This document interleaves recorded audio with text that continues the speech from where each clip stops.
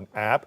New tonight, we're learning Dr. Brian Hyatt, that's Roger's psychiatrist who's charged with 2 counts of large-scale Medicaid fraud, has now closed down his private practice. Former patients say they are now struggling to receive the care they need. 5 News reporter Kayla Davis spoke with them and shares his story. Kayla. Alexandra, Tyler Masters was a patient of Dr. Brian Hyatt when he says he received a voicemail 2 weeks ago letting him know the Pinnacle Premier Psychiatry practice would be closing down. He says he's called the facility every day since he received that message to retrieve his records or even just a referral for a new provider, with no luck.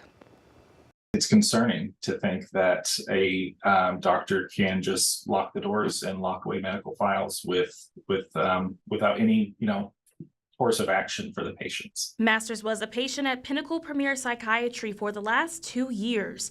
Now he says he has been working tirelessly to find a new doctor to treat him, and that's not always an easy journey. You have to be vulnerable and you have to kind of step outside of your comfort zone with a mental health provider and to tell, hey, this is what I'm struggling with, or this is, trauma from my past that still has an effect on me.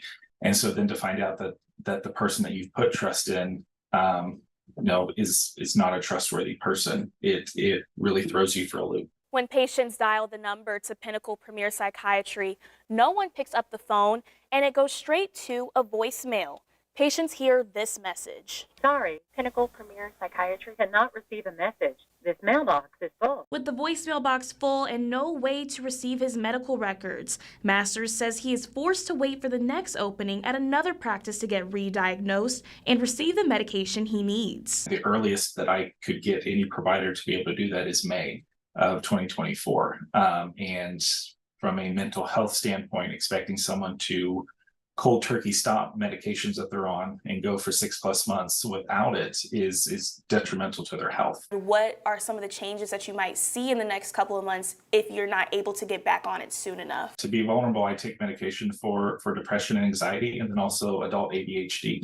And that can have a pretty drastic effect on my ability to do my job on a daily basis or be able to stay organized and focused on what's in front of me.